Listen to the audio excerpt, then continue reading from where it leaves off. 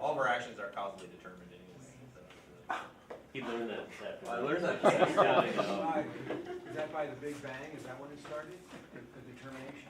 When else did it start? Yeah, that's when it started. That would be a start. I think it had, but how did the Big Bang happen? Oh my Who God. caused that? You just blew my mind. Okay. I'm here to introduce Professor David Svolba, assistant professor at Fitchburg State University in Massachusetts.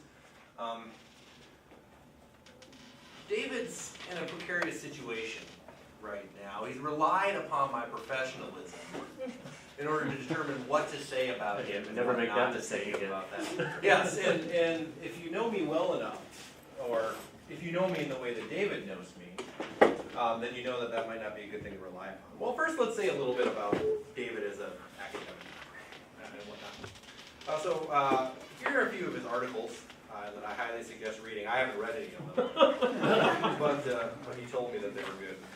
I never said that. It's true. Don't put words in your mouth. One, okay, say, drawing a line in the sand, rules of aggression in the Big Lebowski, which is in the Big Lebowski in philosophy from Blackwell. As she said. People just don't do that. Curb Your Enthusiasm and the Virtue of Civility with Chad Flanders, who has also spoken at this colloquium. And forthcoming in Curb Your Enthusiasm and Philosophy. Forthcoming meaning it came out in 2011. Swindell, Frankfurt, and Ambivalence in Philosophy Explorations, and he just had a review of Brian Leiter's Why Tolerate Religion in Science, Religion, and Culture. Let's hear about that. Huh? Let's hear about that. There'll be time for that in question. I was told there'd be no heckling until I sat down. Okay. Until you sit down. David Svolba and I also entered graduate school together at the University of Chicago.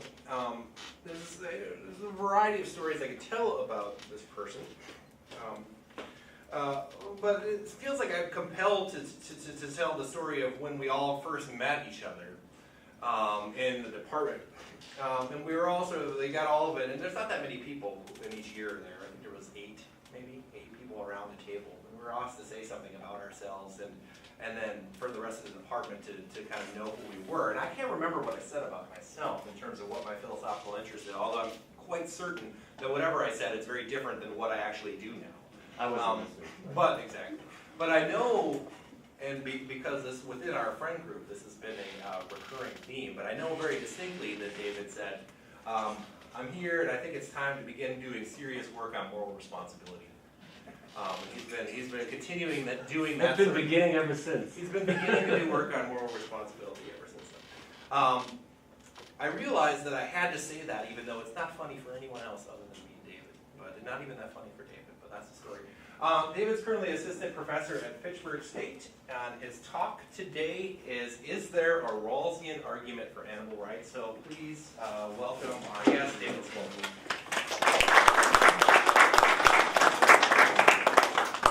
All right, well, thank you, Josh, I think. Pretty close to a roast.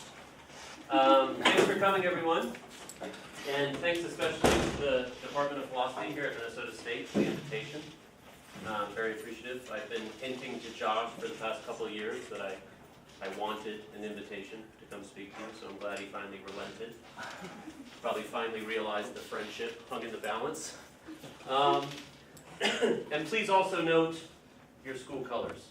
It took me ages to find that PowerPoint, so I hope you appreciate it. So the title of my talk today, is there a Rawlsian argument for animal rights? Seeing as I'm going to argue that the answer is essentially no, some of you might wonder, with some justification, why I'm wasting your time, why we don't just pack our bags and move along. But there are two reasons. First, I could be wrong. Maybe there is a Rawlsian argument for animal rights, and I'm going to present my reasons for thinking there isn't. Then you're going to tell me why I'm wrong. And we're going to find out that there is, in fact, a Rawlsian argument for animal rights. Or, more likely, that won't happen, but even arguments that are unsuccessful, especially in philosophy, can be interesting and worth discussing. I mean, if we only discussed arguments in philosophy that were successful, you would never have talks like these, because I haven't yet encountered one. Okay, so I want to start just by giving you enough background, I think, to have some sense of what this question actually means, what it amounts to. All right? So starting with the idea of animal rights. This is going to be an incredibly coarse-grained overview of different ethical views on our moral obligations towards animals. Okay, there's no subtlety here, but it's enough to give you a sense of what some of the main positions are. We can ask a question like this: are animals ours to use? Are they just resources, right? Food, entertainment, sport, more seriously, kind of very important human ends like medical experimentation, vivisection, what have you. Is this just? Is it permissible? Is it okay to treat animals as means to our ends, right? Instrumentally. And here's a range of views. On the one hand, you might think, sure, animals are not owed any moral or legal protection. I think it's fair to say that this is a minority view now. I think it's a good thing that this is a minority view now. Very few people, I think, would at least say publicly that they think animals are just morally inconsiderate, right? Insignificant, as if we owe them nothing. A much more widely represented and common view is the one I have in the center.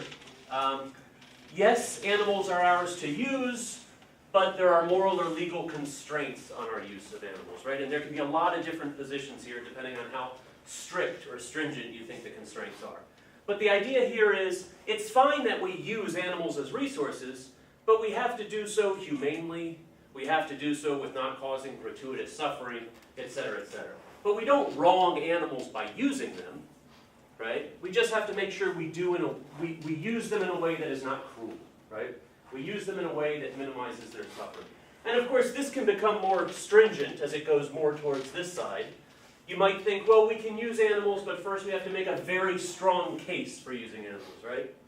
So if you want to use an animal in an experiment, you have to show that you've exhausted other possibilities, and you have all sorts of safeguards in play to make sure there's not unnecessary suffering, and so forth.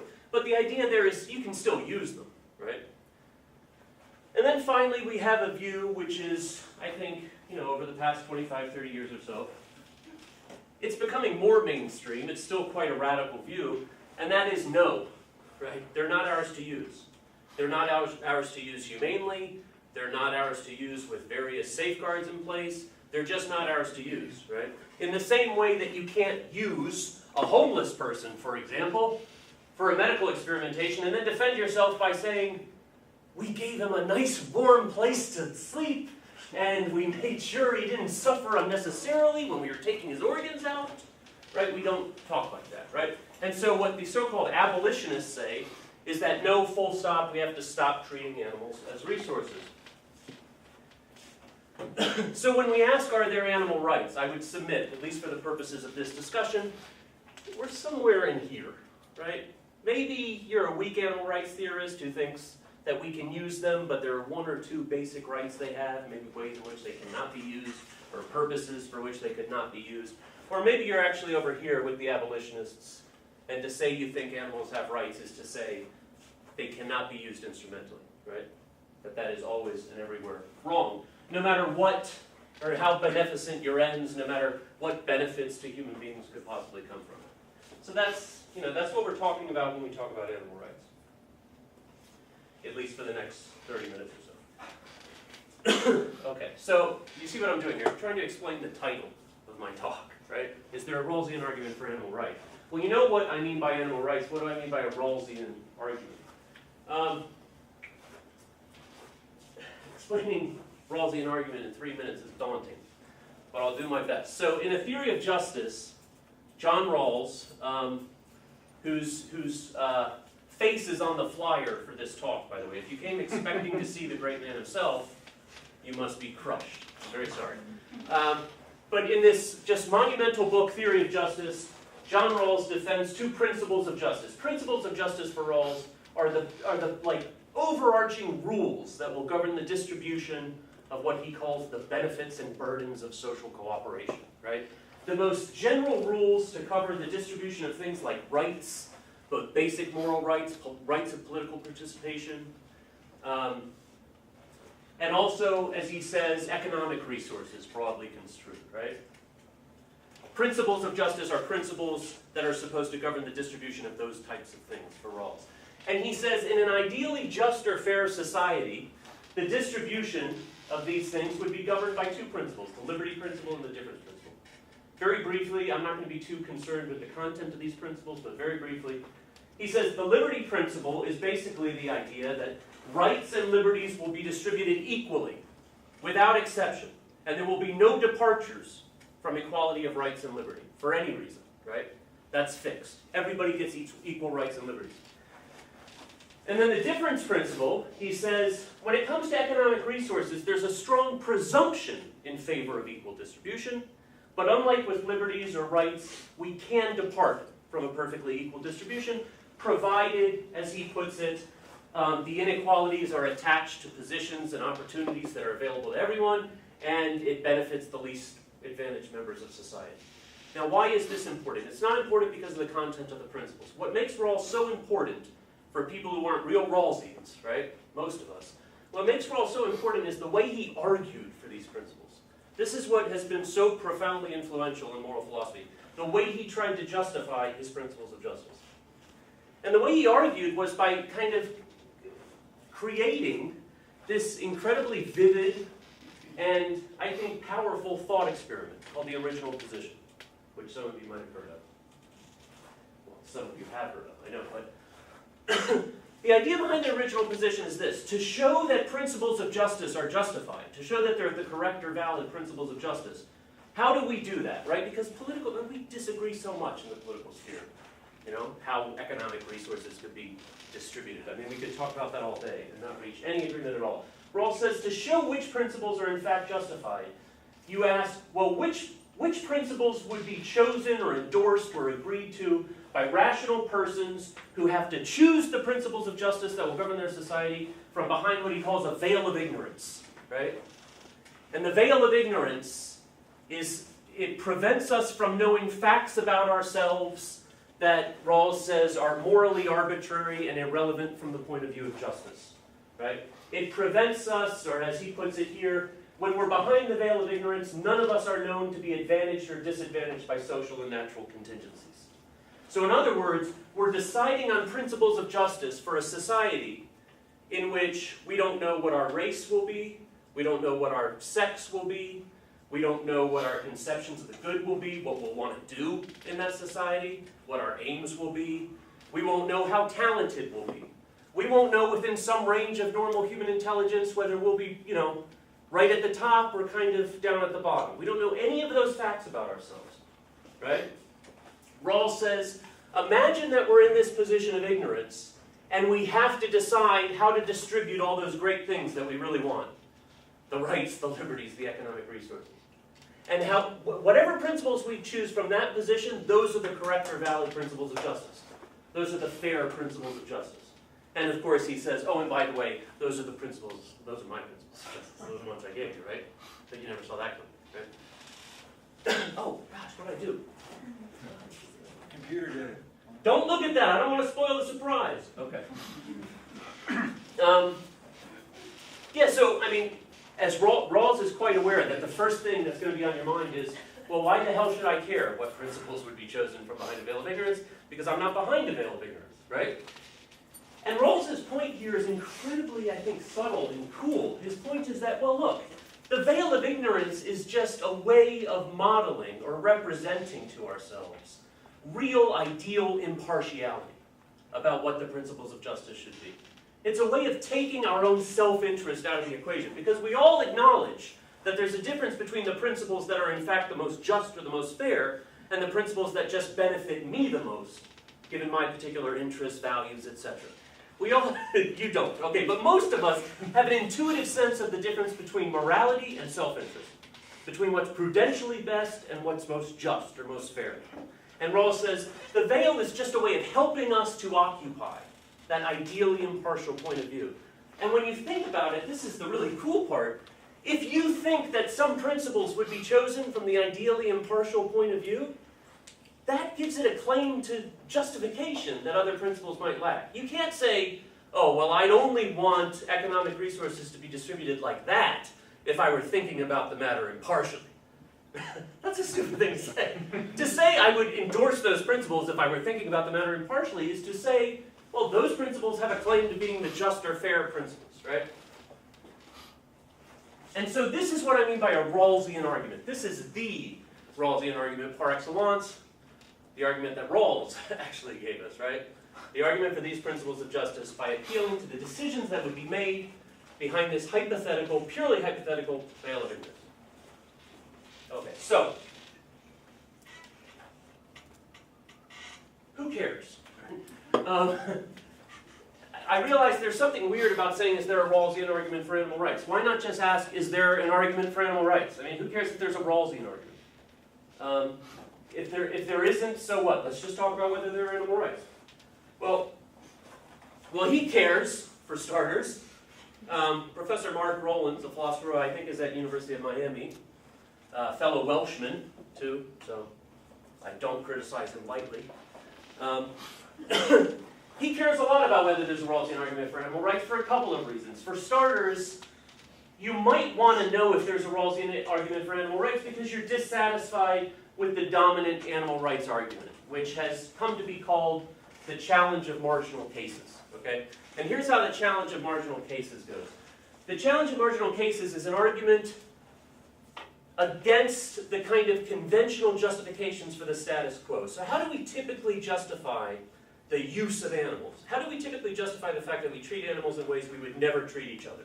Well, we say, well, we have properties or characteristics that animals lack. And these properties are incredibly important from a moral point of view. We're rational, right? We have moral communities. We're capable of moral agency. We're capable of respecting the rights of others. We're capable of kind of, I don't know, language, sophisticated communication, rational thought, what have you.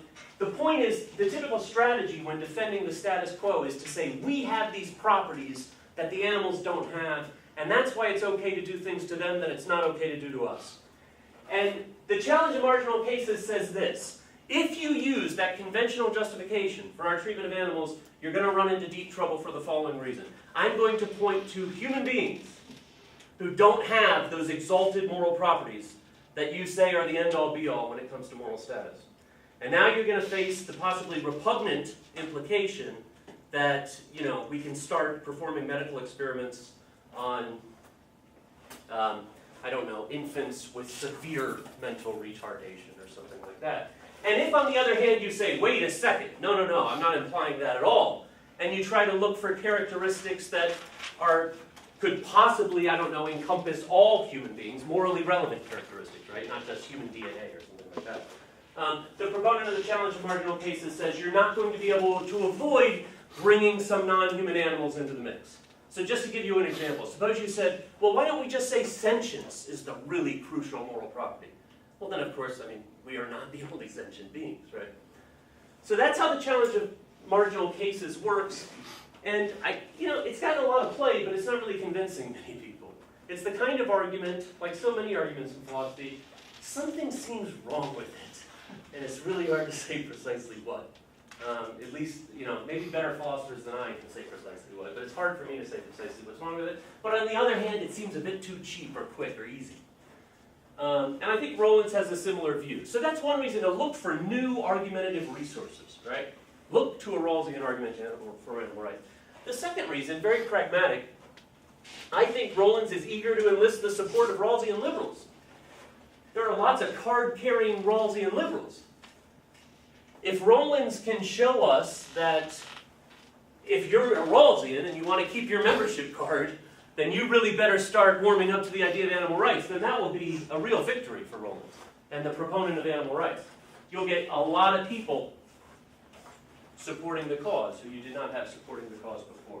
So that's why it's worth asking the question, is there a Rawlsian argument for animal rights in particular? Okay. 15 minutes in, you probably want to know what the argument is already. So let's talk about what the argument is.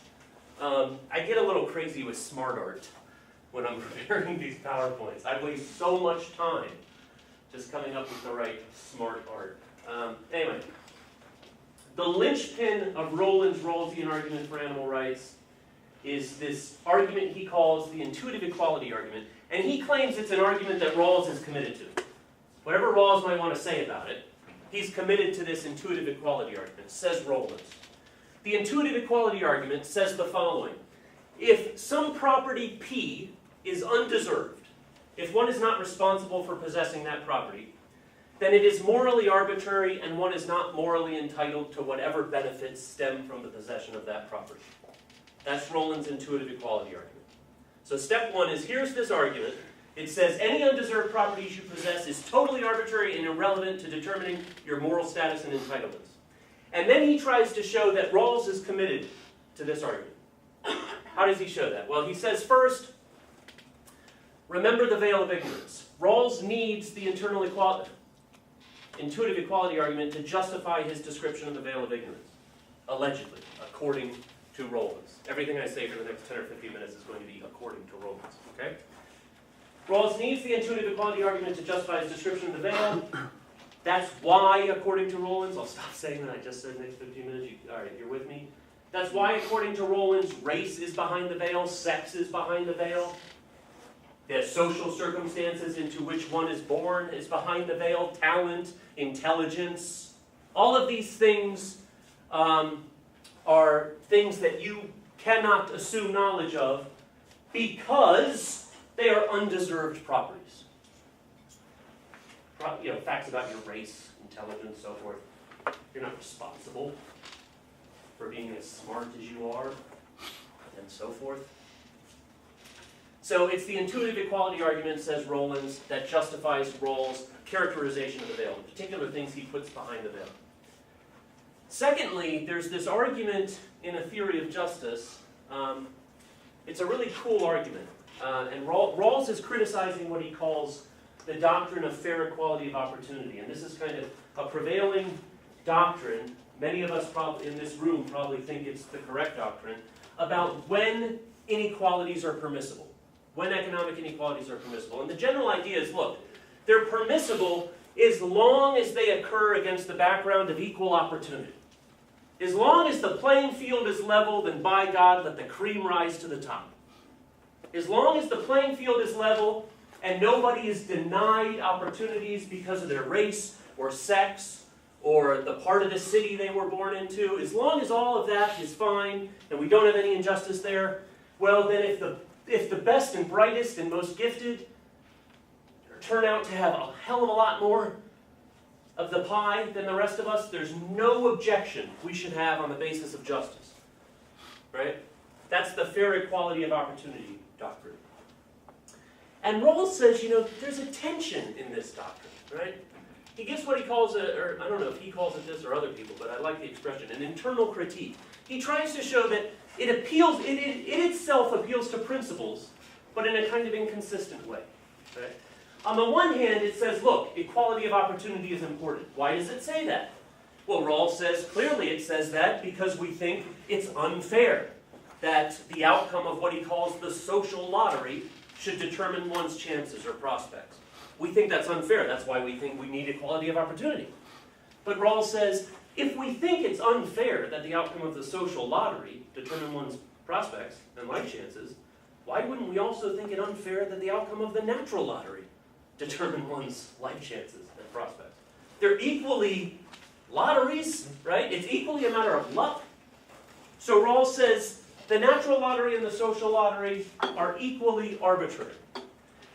If we really care about, and he thinks we're correct to care about this, if we really care about eliminating the extent to which luck and fortune determines how one does in life, then we ought to take the outcome of the natural lottery as seriously as we presently do the outcome of the social lottery. In other words, says Rollins, Rawls is just affirming the intuitive equality argument that says undeserved properties should not be counted when determining moral entitlements. And so finally, what Rollins says is, notice that Rawls needs the intuitive equality argument to justify his preferred principles of justice, right? Because he only gets these principles by showing that they're the principles we would choose from behind the veil as he has characterized the veil. So if he needs the intuitive equality argument to justify his description of the veil, then he needs the intuitive equality argument to justify his principles. You with me? All right.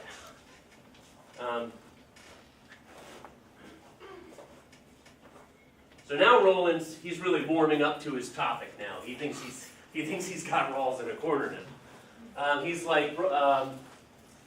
thinks Rawls is inconsistent, basically. Basically, he tries to give a critique of Rawls that is very much like the critique Rawls gives of the equality of opportunity doctrine.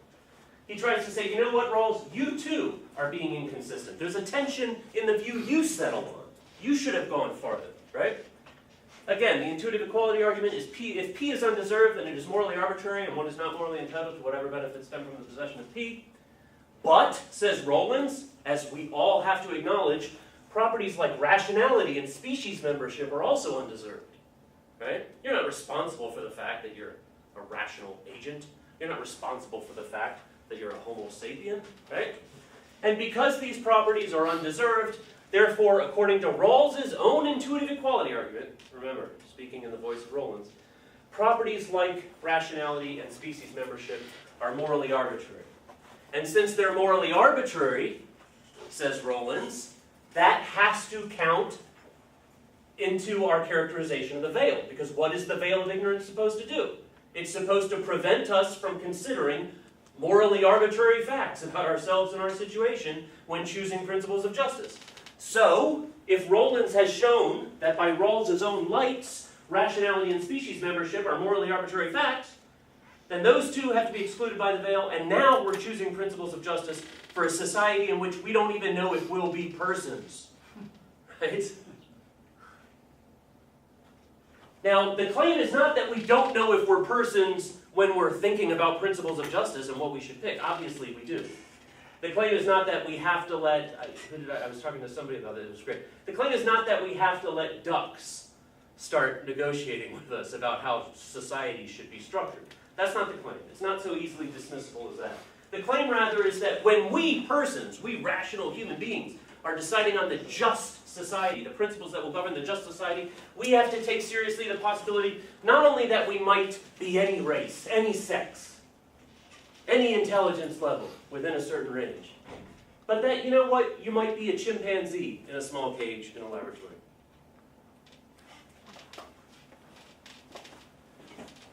That's the argument. It's a pretty cool argument, I think. So, Rollins' Rawlsian argument for animal rights. A funny story. That's Rollins on the left. And this is a beautiful wolf. I said to my girlfriend, I said, my God, look at the size of that dog. She said, that's a wolf. I think it's a big wolf. It's big even for a wolf. Anyway, so the argument goes like this, and now you know, really, I mean, this should just be summing it up for you. If we would assign rights to animals from behind the veil of ignorance, then animals have rights. We would assign rights to animals from behind the veil of ignorance. At least the more consistent version that I've defended, says Rollins, therefore, animals have rights.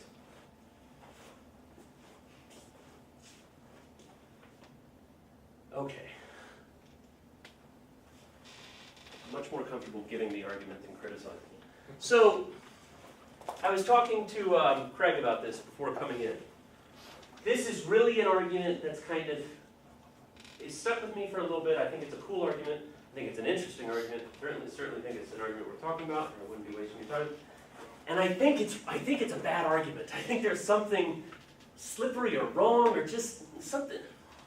But it's hard to put your finger on exactly where it goes wrong. It's hard for me, right? You'll probably put your finger on it. But anyway, here's my first objection to Rollins' argument, as good as it sounds. My first objection is that Rawls isn't committed to the intuitive equality argument. Okay?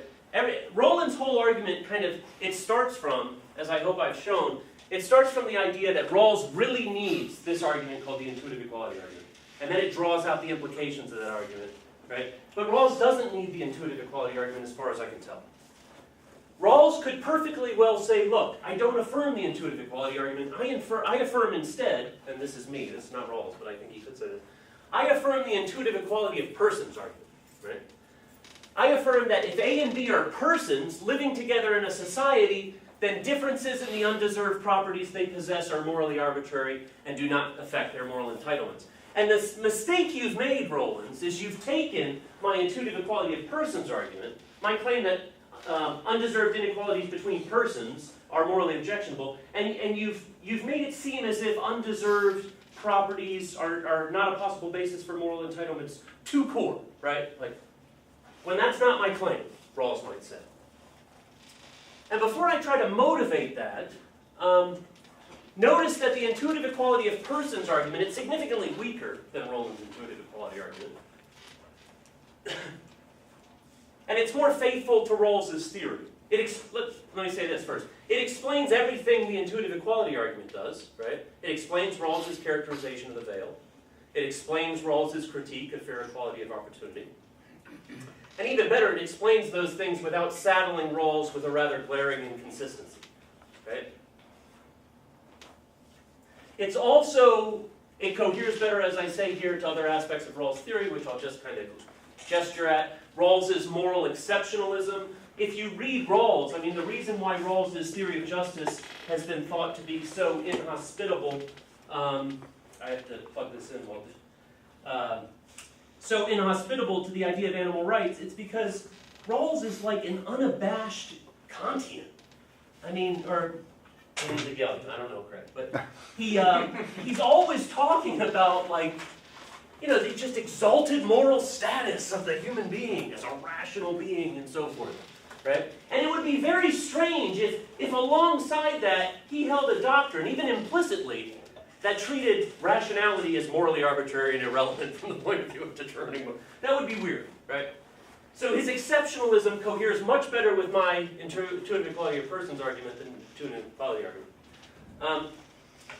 Description of the OP, etc. But of course, just because it coheres better, I mean, Rollins knows it coheres better. Rollins' point is that it's inconsistent. He's trying to have his cake and eat it too. That's Rollins' point, right?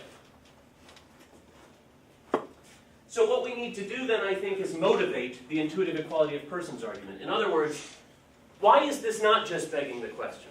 Why might there be a principled reason for thinking that undeserved inequalities between persons living together in a society are morally objectionable or unfair in a way that they're not morally objectionable or unfair when you're dealing with persons and animals? Can we make sense of that difference without it just seeming like we're pounding the table and saying, look, it's just not? And I think we can. Here are a few suggestions, and this is still very much at the organizing my ideas suggestion stage. But all of this, I feel this is in Rawls. I'm not saying that, you know, I'm just trying to get different principled explanations of why we might think the undeserved inequalities are objectionable in one case but not the other. So number one, differences in the undeserved properties persons possess do not affect their share of what Rawls calls the burdens of justice, and so these differences should not affect their share of the benefits of justice. The burdens of justice are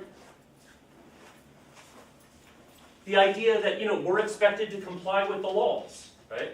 We're expected to constrain our liberty with respect to each other.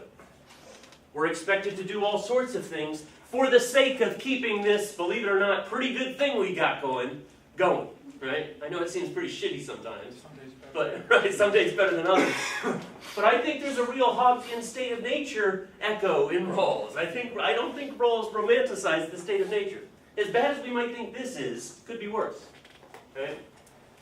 And we sustain it. We sustain it through our cooperative activity. And so the idea here is, look, it's not like it's not like whether you have to follow the law depends on your genitalia or your skin color. We expect everybody to share equally in the burdens of justice. So it might seem just manifestly and plainly unfair if on the other hand, we expect those same people who share equally in the burdens, share equally in the bad part, not to have a prima facie claim to share equally in the good stuff that comes from it, right? That's a reason for thinking the undeserved inequalities are especially morally problematic when dealing with persons in a way that can't just be easily translated to persons and animals. Because we don't expect animals to have, maintain any share of the burdens of justice. There are burdens. Second, undeserved inequalities between moral equals is more straightforwardly unfair than undeserved inequalities per se. I guess what I'm trying to say here is this. Rawls says that human beings, persons, that we are moral equals. We're moral equals by virtue of the fact that we share equally in what he calls moral personality. We have a sense of justice and rational conceptions of the good. And that's the basis of our moral equality. He doesn't give an argument for this. He says, look, this is what we think. Right? This is what we believe. We affirm our moral worth. This is the ground of the moral worth. We're moral equals. I mean, unless we're illiberal, we all acknowledge that we're moral equals. Now, if we say we're moral equals, then it might just seem to follow out of that it's not okay if some of us do much, much better than others and have much bigger shares of all the good things we all want and need simply as a matter of luck, right? It sounds weird to say, oh yeah, we're moral equals. We have an equal claim to the conditions for a good life. And there's nothing at all problematic about the fact that some of us just do much better than others for reasons of luck. Those two claims don't sit together very well. But they don't sit together very well because we begin by saying we're moral equals. We're not beginning by saying that animals and humans are moral equals. Now you could argue, well, what's the argument for the idea that we're not? But that's different, I think. My point is that if you begin, as Rawls does, from the assumption that we're dealing with moral equals, then the undeserved inequalities may, for good reason, seem morally objectionable in a way they're not when dealing with beings that you don't assume to be moral equals. Which goes to the point that Rawls is not, in fact, implicitly committed to Roland's principle. And then finally, I think this is a really important point. With respect to persons, but not animals, there is a widely shared moral ideal that well-being will be, to some significant extent, tied to our voluntary choices and actions. Right? When we see people's lives going poorly because of bad luck, there's a sense in which part of our sense that it's unfair, that it sucks, that it's wrong, it's not just that, well, yeah, their lives are going badly, that sucks. Right? There is that. But there's also this sense that, you know what, in an ideally just or fair society, one's lot in life would have a lot more to do with the actual choices and actions one performs. Choices one makes and the actions one performs. Right? There'd be a tighter connection between how your life goes and how you live your life. Right? As an autonomous, choosing, rational being. Right? That's at least a kind of moral ideal that's working in the background, I think. But of course, there's no such similar ideal when you're talking about the lot of animals. There's nothing to contrast it to. An animal's life can go poorly or well. The animal can run into good fortune or bad fortune. I'm not denying that. It has a well-being, and hence good and bad fortune makes sense. But it's not like there's some alternative. It's not like that animal's life shouldn't be subject to fortune at all. Well, what else could it be subject to? Right? In the case of persons, we have this idea that our lives can, through something like political society, not be as subject to fortune, right? So I think what's happening in Rawls is part of the motivation for political society is this great moral ideal of, like, never eliminating, of course, but decreasing the extent to which we're hostage to fortune. And the background idea is we should do that because we're the kinds of beings who shouldn't be hostage to fortune because we have an alternative, right? Where we're not just buffeted about by vicissitudes of nature.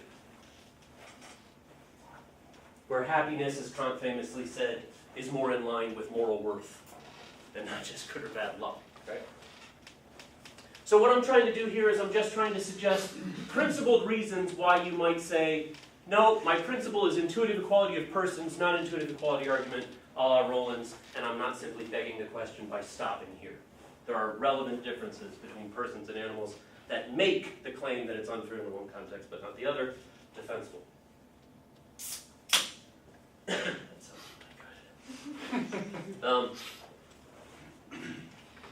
Secondary objection, and if you're asking yourself right now, and I bet you are, because I can tell you're kind of a tough audience, if you're asking yourself right now, why didn't you just say first, second? Why are you saying primary, secondary? Here's why. Because I'm giving you these objections in decreasing order of confidence. Okay? My primary objection I feel pretty good about. My secondary objection, okay, I feel it's okay. It's worth putting up on the PowerPoint. The tertiary objection I almost left out. All right? So, secondary objection. The intuitive equality argument, when you actually look at it, forget for a second whether Rawls endorsed it or not. When you actually look at it, it's crazy. It's a crazy principle. If a property is undeserved, then it's morally arbitrary and one is not morally entitled to whatever benefits stem from the possession of that property. Notice that this principle has the startling implication that properties like the following are morally arbitrary and not a legitimate basis for determining an individual's moral status or entitlement. Properties like just the properties we've talked about in the history of the Western moral tradition as being morally salient. Properties like rationality, self-consciousness, the fact that the being has desires or ends or goals, sentience, capacity to feel pain, those are all undeserved properties. So the thought is that we could run a Roland-style argument for the moral irrelevance of things like sentience. Any principle that implies that capacity to feel pain is morally arbitrary and irrelevant from the standpoint of justice is, I would submit, a weird principle. Right? It's a weird principle.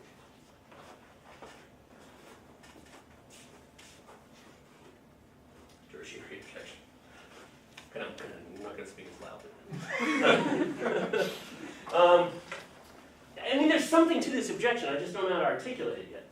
So, look, original position arguments like Rawls's, they work by finding moral common ground from which more controversial moral principles can be derived.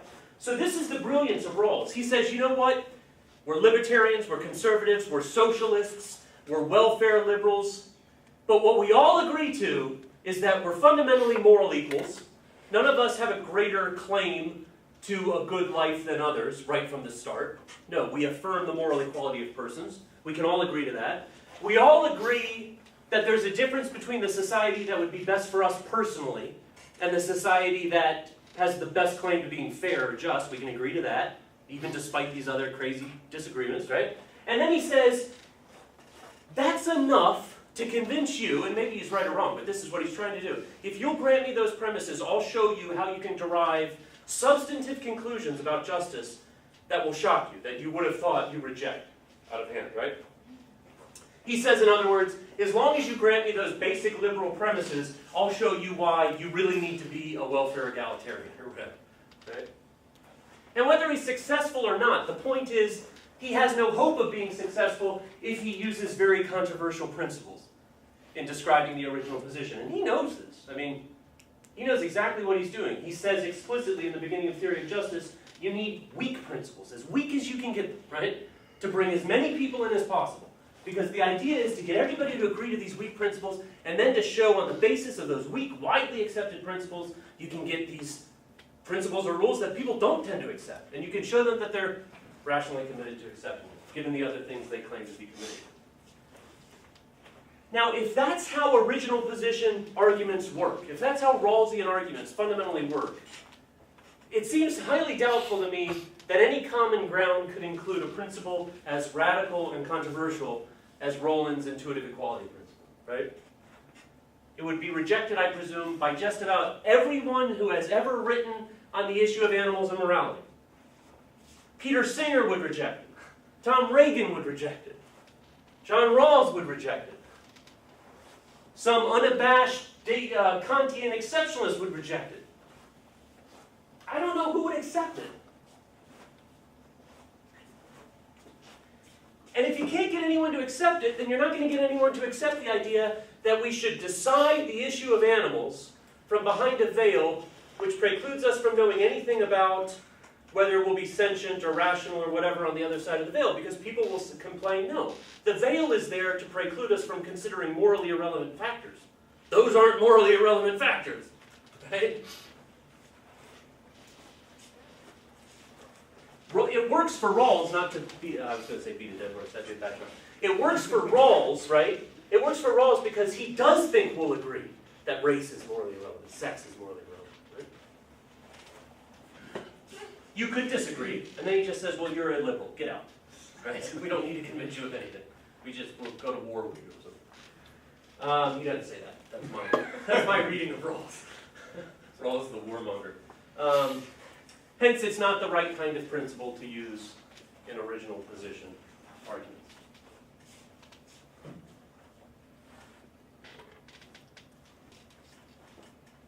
Okay, thanks very much for your attention.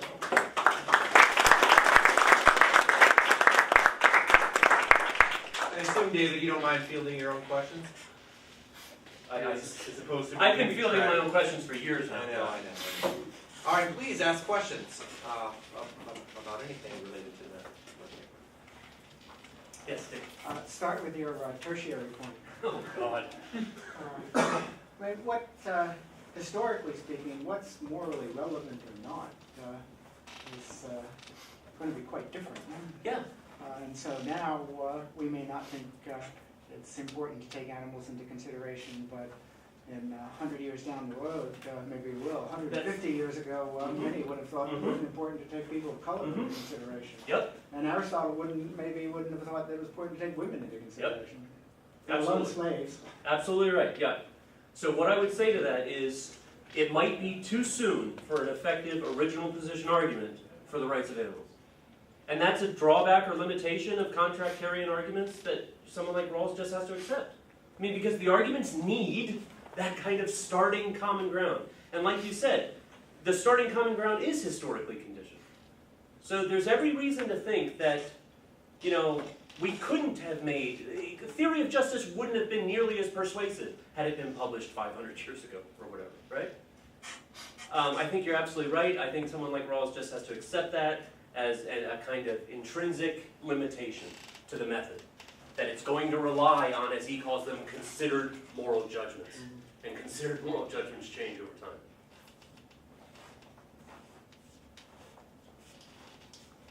I just have a question about the rights. I assume one of the rights that we give ourselves is not to eat each other. Yeah, sure, yeah.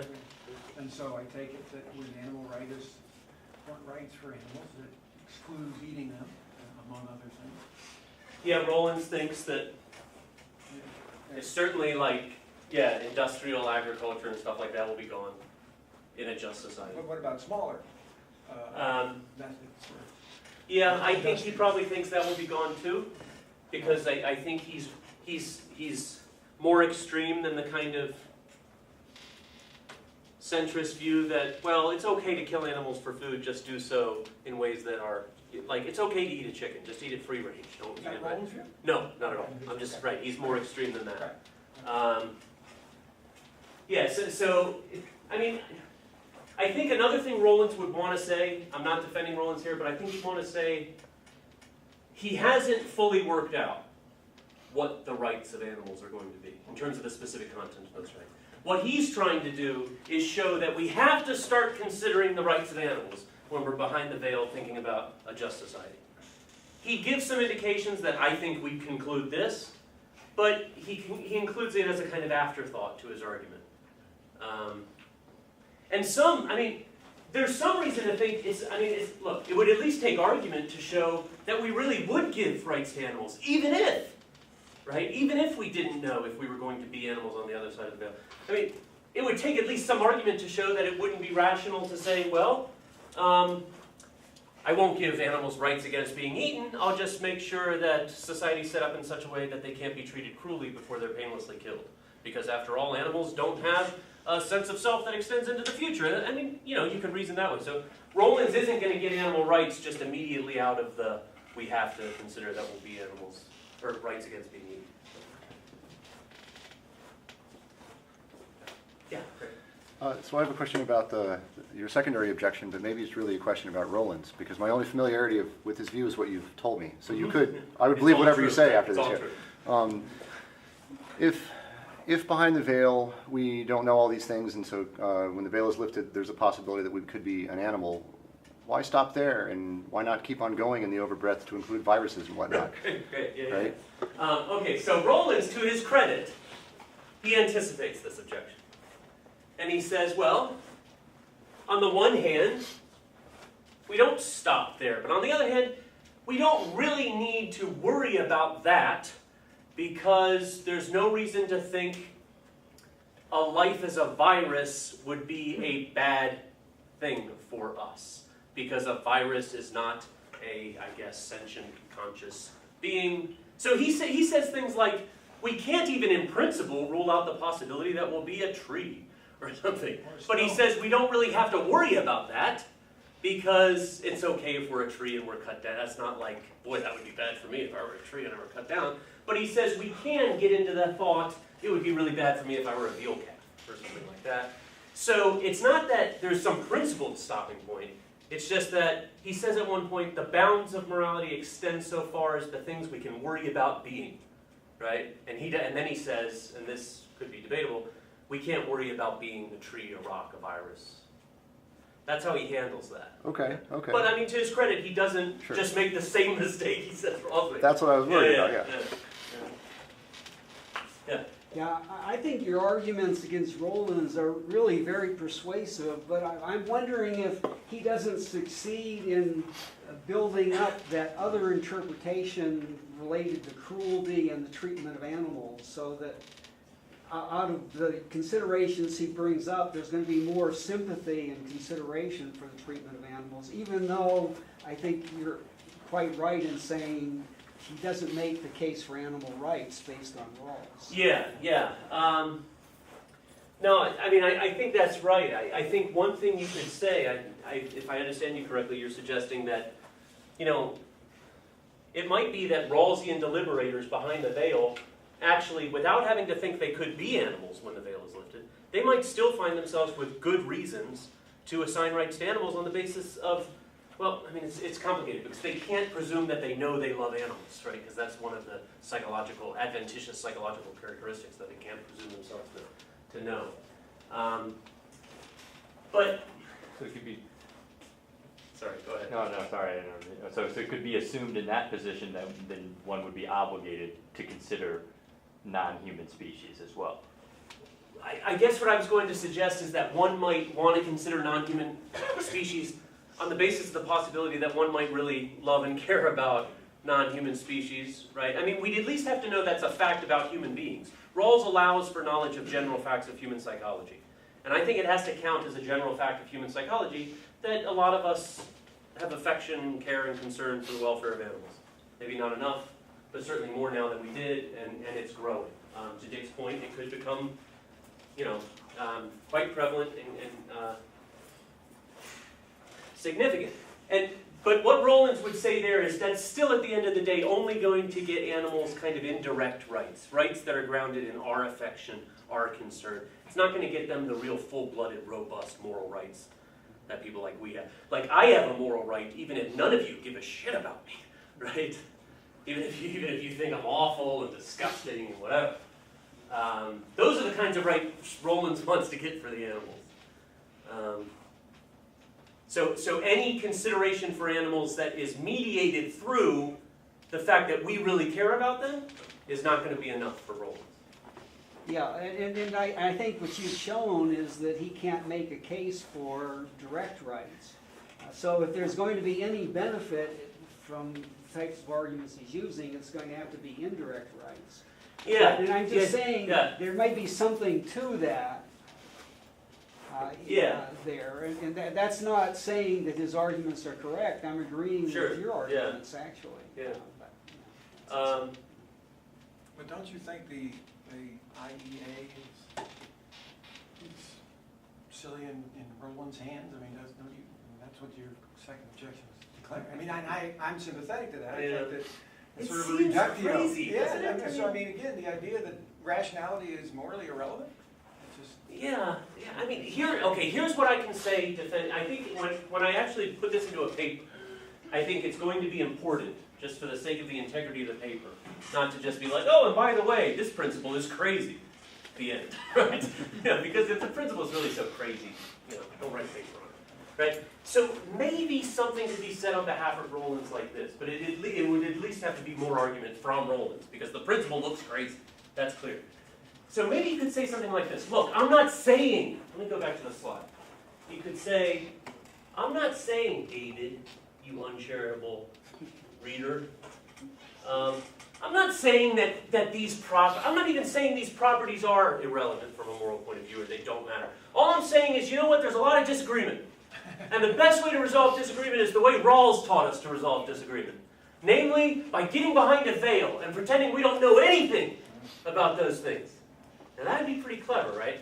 Because then he could say, my argument is just supposed to show that we don't know facts about whether we possess these properties. We're going to treat them as arbitrary and irrelevant from a moral point of view, but maybe that's a I'm now channeling Rollins. Maybe that's a misleading way of speaking. Maybe it's not that they're arbitrary and irrelevant from a moral point of view, but we'll treat them as arbitrary and irrelevant to resolve the disagreement, which seems intractable. Maybe you could say something like that? I don't know. I haven't totally thought it through, but I thought of that this morning, actually. It would at least be a way where it doesn't seem like he's just putting forward a principle that just has something weird. Well, you could do a reductio, I mean, I think Yeah. it's a kind of reductio Yeah, ad absurdum yeah. of Yeah. his view. I mean, his view, I was gonna use that exact word. The view, at least on my flat-footed initial interpretation, suggests that something like sentient, rationality, whatever, is on a par from a moral point of view with skin color, genitalia, right? They're all arbitrary because they're undeserved. Well, no, they're not on a par, morally speaking, in terms of reality. It's crazy. So I mean, I have to remember the rule that if I think the argument's crazy, I'm probably misunderstanding the argument. But it's going to take some work to figure out why it's not crazy. So maybe that's what I should say. Oh, I wanted to say something else. Yeah, I've lost. Yeah, Jack. I'm trying hard to resist the temptation of asking you questions that are essentially questions of Roland. You can ask me questions, Roland. I mean, First I'm going to offer a clarificatory point with the aim of helping you not run into a Rawls nerd reviewer down the road. okay. Someone like you like me. When you're thinking about whether we want to call it IE and its radical conclusions or not, but the undeserved part of Rawls is maybe get if P is undeserved, then it's morally arbitrary and one is not morally entitled to.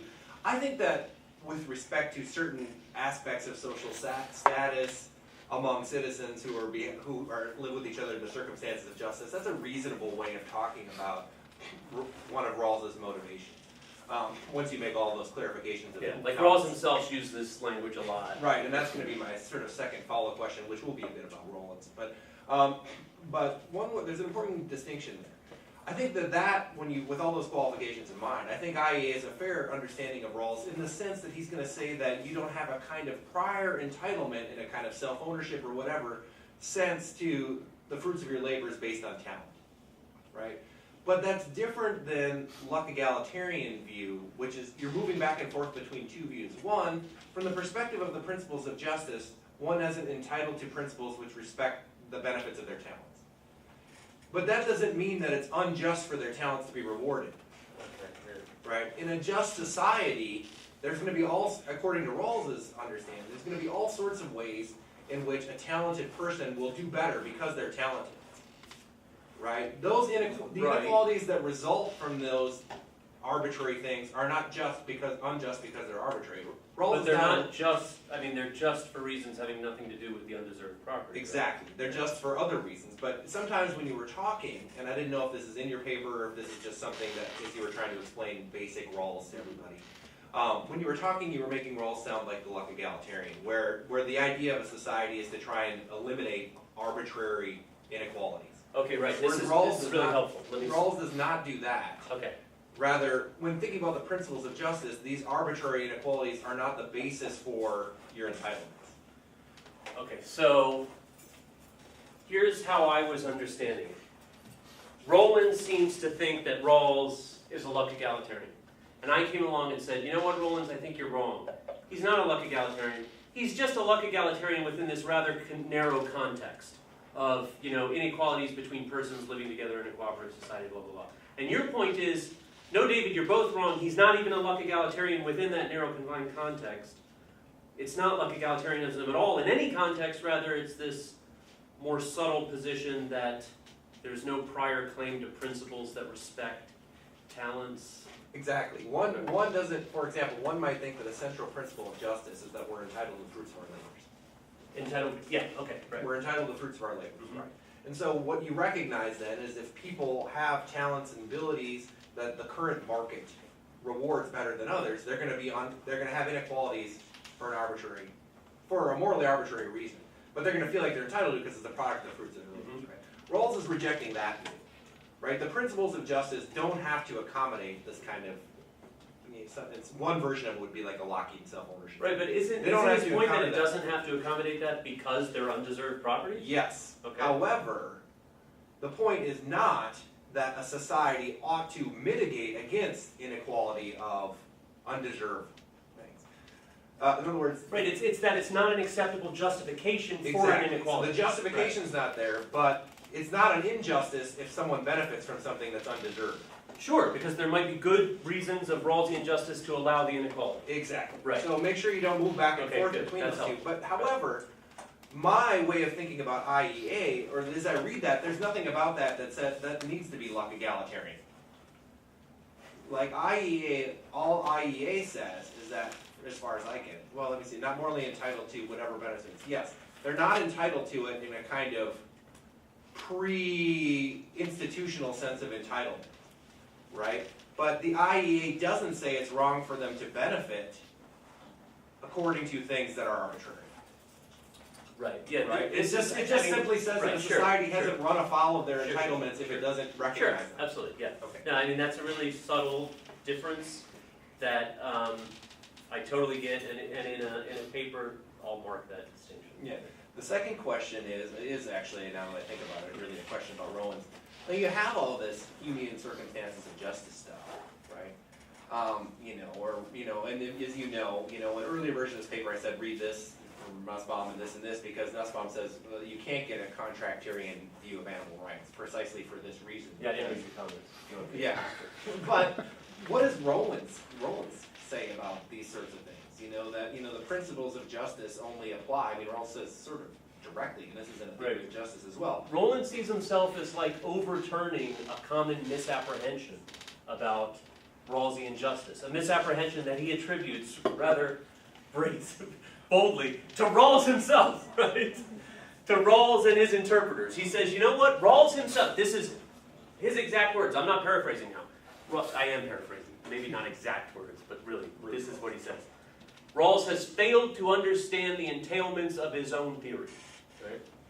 Rawls's critics have failed to understand the entailments of his own theory. Rather, a consistent rendering of the Rawlsian original position argument will show us that there is a contractarian argument for animal rights. Full-blown moral rights for animals. It's in there in Rawls. It's in there. You just need to get rid of the stuff that doesn't have to be in there. The inconsistencies, the parts of the theory where Rawls just nodded. That's not what we got down? You can't say the great man slipped up. I mean, that's what Rollins says. So it's not like Rollins is like, oh, wait a second, people don't think Rawls' theory of justice is hospitable to animal rights? No, Rollins knows that people think that this is, there's no way there's a Rawlsian argument for animal rights. He just thinks they're wrong. He thinks Rawls is totally committed to the argument he ends up giving for, he doesn't even say like, this is my argument, this is the Rollinsian argument for animal rights. He says what I'm doing is I'm showing an argument that's there in Rawls and nobody's seeing, even Rawls himself, because he was led astray by what he calls Hobbesian elements of his contractarian theory. And when it's fully conscientized, which again is a weird claim, right? Then you see that there's this possibility. But one thing that led me to really kind of try to show why Rollins is wrong is he says something at one point that bugged me a little bit. He says, like, the great thing about showing that there's this Rawlsian argument is we can bypass all those thorny questions about inherent moral status of animals and stuff like that. And I thought, that's exactly wrong. And Rawls knows you can't bypass questions like that. The whole thing only works against the background assumption that human beings have this really important moral. You don't get the moral status out of contracts, right? You can't get moral status out of agreements. If you have no moral status prior to an agreement, why the hell do I need to keep my agreement with you? Because of the agreement, you can't bootstrap an individual into moral worth, right? It just doesn't. I think that's one of the great critiques of the early contract theory, and that's a mistake Rawls would never make. He says at one point, don't think of the state of nature as like a morally denuded place, right? It's moral through and through. It's just an interpretation of our moral commitments. And so when Rollins says, this way we don't have to have arguments like Tom Reagan's that say animals have intrinsic moral worth because they're subjects of a life, oh, that's a mysterious claim, how do you do it? No, that's precisely the kinds of arguments you need, right? You can't bypass. It's difficult, it's thorny, it is a bit mysterious, but that's it's moral philosophy. can't bypass it through this kind of, I don't know, Roland's, and that's not. And so maybe, and for Roland's kind of essentially, I was just thinking about this, that it's inherently necessary to even make this argument, right? Just not even because somebody like Singer is theoretically flawed, but just because the argument's so untenable for your basic population. Which argument? Like about sentience, or with people, mentally challenged individuals being on par with deer. Or Yeah. Roland's, to my knowledge, never actually comes out and says, I don't think the challenge of marginal cases works, but I'm inferring that he can't think much of the argument if he's so concerned to show that there's this other argument, right? And he does specifically call out Reagan, I think, and he also calls out Singer. As, and that makes sense because those are the two big kind of traditional approaches to kind of vindicating animal interest, equality of interests, or whatever you want to call it, species egalitarianism. So he does think that those standard arguments are unsuccessful. And, I think in some ways those standard arguments are unsuccessful. But I guess what I'm objecting to is the idea that we don't have to argue that way, even. That we can just somehow do without all of that stuff and just, do the social contract. Let's just get behind the veil and settle the question. Could you out-reductio him and just say that when we do get behind the veil and we regard rationality, self-consciousness, desire, and so forth as morally, not morally entitled, or morally arbitrary and so forth, and not really important, and just say that we can't really grant ourselves any more rights than we grant rocks or stones? Or Well, no, okay, so again, he'll say, well, we don't have to assign rights to rocks or stones because rocks or stones don't have interests, right? Rocks or stones don't have a welfare, which now that I think about it is starting to sound a lot like Singer, right? I mean, so he does rely at various points in his argument on Singer and Reagan. But yeah, so he would say what stops that kind of like slippery slope is that we only have to protect the interests of things we can worry about being. And if, this is going to sound really weird, maybe in some kind of weird sense I have to I have to countenance the possibility I'll return as a moving box, right? Maybe in some weird sense I have to like take that into account. But as soon as I take it into account, I can dismiss it because it doesn't matter. If that's my fate, I don't have a welfare, I don't have interests, I can't be harmed, certainly don't need rights, certainly don't need to I might come back as a person and then I'll want to use those boxes, right? I don't want to constrain my liberty with respect to moving boxes, right? For no good reason. Right? we could start eating each other, at least, at the very least, we could grant ourselves, because But we would, he'd say, but that would be prudentially crazy. Why would we? I'm saying, just sort of out-reductuating him, Yeah, but he would say, I'm not committed to that. He would say, I'm not sure he has any principled way to avoid it, is what I'm saying. well, he might have a principled way to, okay, so the claim is that he doesn't have a principled way to avoid the conclusion that we can eat each other? Yeah, if those things are not morally relevant. Right, but keep in mind, he says those things are not morally relevant, so we have to create the rules from behind a veil where we don't know if we have these things. So then he'll say, we better create rules that kind of protect us in the event that we end up rational persons, because we're not going to want to be eaten if we end up rational persons, so we'll create a rule. Here's a good rule to start with. Not a bad rule to start society with. You can't eat each other if you're rational persons. Let's work from there. All right, so he'll say, he has a way to say that. Do we know how tasty the pork is?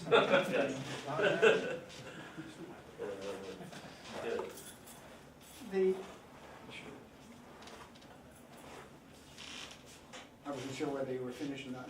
No, I'm sorry. The concept of a person, anyway, over the last 50, 75 years, has had an awful lot of plasticity. Fetuses, robots, corporations, Perish the thought you might come back as a corporation. if there's room to think of those subsumed under the concept of a person to one degree or another, then so also animals. Also with rationality, animals, arguably anyway, engaged in some limited sort Absolutely, yeah. sort of the making As of we learn differences. more about animal consciousness and that kind of thing. Right. And I think, I think this is going to be one of those arguments where someone like Rollins is going to say, look, leaving room for empirical developments, right, which change prudential calculations in relevant ways, right? Like, for example, just to give a stupid example, suppose the scientist came forward and said, my God, what have we been doing? We've realized moving boxes feel, right? Just to use a silly example. Well, then that would suddenly have to be included in our prudential calculations behind the veil. We better start protecting the interest of moving boxes. So, I mean, I think Rollins is going to say plasticity is fine. That's... Yeah, but unlike the moving box, I mean, there's already good reason to think that animals, while to whatever extent not fully persons or as robustly rational as we are, they already exhibit some of this. Oh, sure, I see what you're saying. But he would say, well, that's fine. I mean, I don't have to know I'm going to be one of those rational non-human animals to want to protect the interest. I just need to protect against the possibility that I'm going to be one of those rational non-human animals. And Rollins would say, I have good prudential reasons to do that, right? So it doesn't hurt me if it turns out there are rational non-human animals. There will be beings I want to assign rights to in the event that I'm one of them.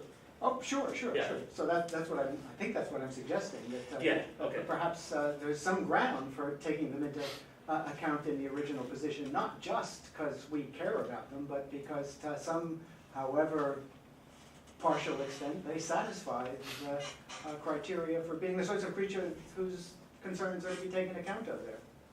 Oh, I see what you're saying. Okay, so this brings me to what should have been, I don't know what the word for fourth is after tertiary. Quaternary. Sorry? Quaternary. Oh, that's a good word. All right, I'm going to use that in the next iteration of this project, quaternary. Although it won't be my fourth best point. Maybe we'll have to go to the secondary point. Okay, that brings me to this. Another weird thing about Rollins is ultimately what's dictating who gets rights, it seems to be the wrong kind of reason. It's like, why do they get rights? Well, because I have to consider the possibility that I could come back as that thing, and that would really suck. Well, okay, that's a good prudential argument for respecting the interest of that thing or agreeing to rules with respect to our treatment of that thing, but it doesn't seem to be a kind of moral recognition of its worth or value. So what Rollins does is he seems to say, we assign moral status on the basis of this kind of prudential calculation behind the veil. Okay, so I was going to do this reductio. Okay, now I have an easy argument against abortion for you. Well, Dick, if you were behind the veil, would you want to be an aborted fetus? Would you want to come back as an aborted fetus? I bet you wouldn't, right? So it must be immoral and unfair to abort fetuses. If you were behind the veil, you'd create rules saying you can't do such a thing. It can't be that easy to show abortion is immoral, right? There's something missing in the argument, I think. Yes, and you just led me to, I'm sorry if I'm rambling, but your comment, Dick, led me to think that this is something I was also trying to get at. The idea that even when Rollins gets the right answer with his approach, he gets the right answer for the wrong reasons, right?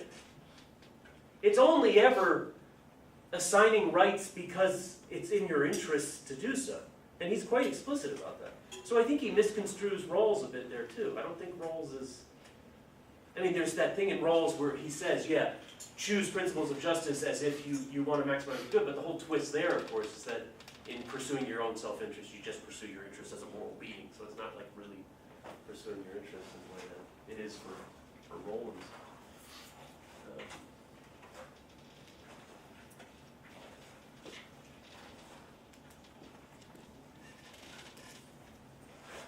All right, well, thank you very much. Thank you.